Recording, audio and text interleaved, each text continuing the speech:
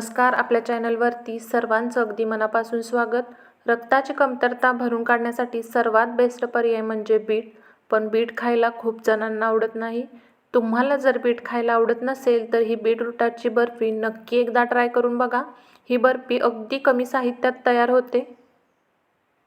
चला तर मग वेळ न घालवता रेसिपीला सुरुवात करूया. सर्वात आधी इथे मी एक बीट घेतलेला आहे. हा बीट मी स्वच्छ धुवून घेतलेला आहे आणि या बीटाचे सर्वात आधी आपल्याला देठ काढून घ्यायचे आहेत. देठ काढल्यानंतर काय करायचं आहे तर बीटाच्या वरची जी साल असते ती साल आपल्याला काढून घ्यायची आहे. व्यवस्थित अशी सगळी ही साल आपल्याला बीटाची काढून घ्यायची आहे आणि साल काढून झाल्यानंतर बीट आपल्याला किसून घ्यायचं आहे. अशा पद्धतीने इथे मी बीट किसून घेतलेला आहे. तर तुम्ही इथे बघू शकता आपला बीटाचा किस तयार झालेला आहे. इथे बीट किसून झाल्यानंतर बीट वाटीने मोजून घ्यायचं आहे. ज्या वाटीने आपण बीट मोजून घेणार आहे त्याच वाटीने बाकीचं साहित्यसुद्धा आपल्याला घ्यायचं आहे. किसून घेतलेला बीट इथे मी मोजून घेतलेला आहे. तर इथे ही 2 वाटी बीटाचा किस भरलेला आहे आणि त्याच वाटीने आता मी रवा आणि गूळ घेणार आहे. तर इथे 2 वाटी किस भरलेला आहे. तर त्याच वाटीने मी आता इथे 1 वाटी रवा घेतलेला आहे. हा बारीक रवा आहे आणि त्याच वाटीने आता इथे मी 1 वाटी गूळ घेतलेला आहे. तर इथे तुम्ही साहित्य बघू शकता. 2 वाटी किस, 1 वाटी रवा आणि 1 वाटी गूळ. सर्वात आधी इथे रवा भाजून घ्यायचा आहे. त्यासाठी कढईत मी 1 चमचा साजूक तूप घेतलेला आहे. साजूक तुपामध्ये रवा भाजून घ्यायचा आहे छान सुगंध येईपर्यंत. जास्त रंग बदलू द्यायचा नाही रव्याचा, फक्त सुगंध येईपर्यंतच भाजायचा. आणि रवा भाजण्यासाठी जाड बुडाचं भांडं किंवा कढई घ्यायची, म्हणजे आपण त्याच भांड्यामध्ये बर्फीची सर्व प्रोसेस करू. रवा भाजत असताना मंद आचेवर भाजून घ्यायचा, म्हणजे खूप छान असा भाजला जातो.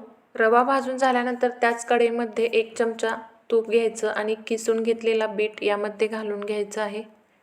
बीट मंद आचेवरती छान असं परतून घ्यायचं आहे. बीट तुपामध्ये परतल्यामुळे काय होतं तर बीटाचा जो उग्र वास असतो तो निघून जातो आणि बीट शिजलं जातं.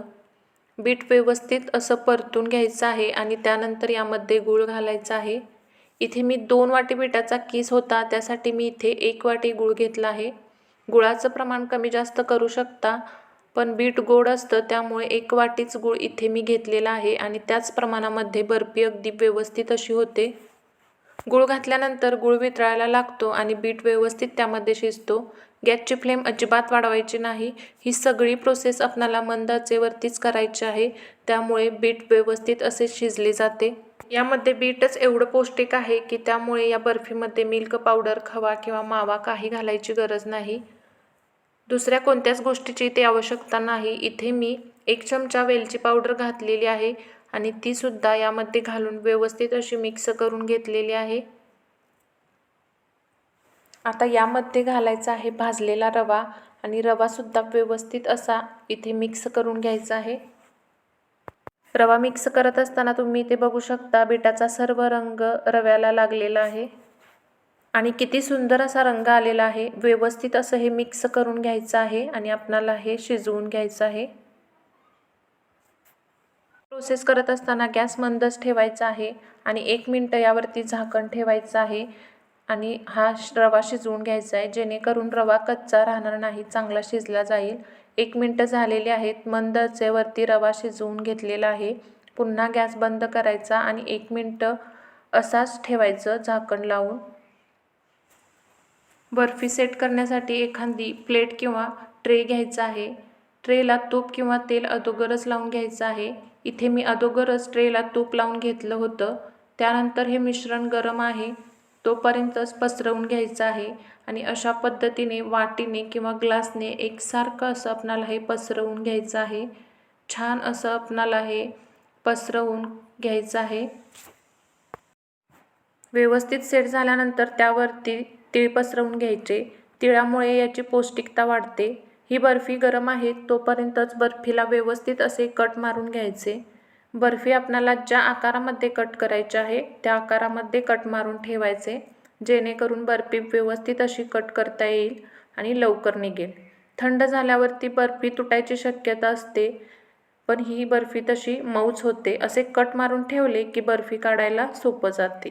आता ही बर्फी अशीच सेट होण्यासाठी ठेवायची. फ्रीजमध्ये ठेवणार असाल तर 1 तास आणि बाहेर ठेवणार असाल तर 2 तास लागतात. मी अशीच बाहेर ठेवणार आहे, त्यामुळे मी ते झाकण लावून ठेवलेली होती. बर्फी व्यवस्थित अशी सेट झालेली आहे. तुम्ही ते बघू शकता. व्यवस्थित अशी बर्फी निघते आहे आणि कुठेसुद्धा चिकटलेली नाही. बर्फीचे खूप छान असे पीस निघत आहेत. बनवायला अगदी सोपी आहे आणि कमी साहित्यात, घरच्या साहित्यात होते. नक्की एकदा ट्राय करून बघा. सर्वांना खूप आवडेल आणि लहान मुले तर खूप चवीने खातील.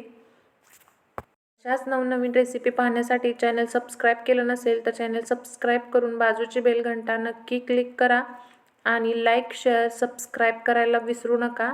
चला तर मग भेटूया एका नवीन रेसिपीसोबत. तोपर्यंत धन्यवाद.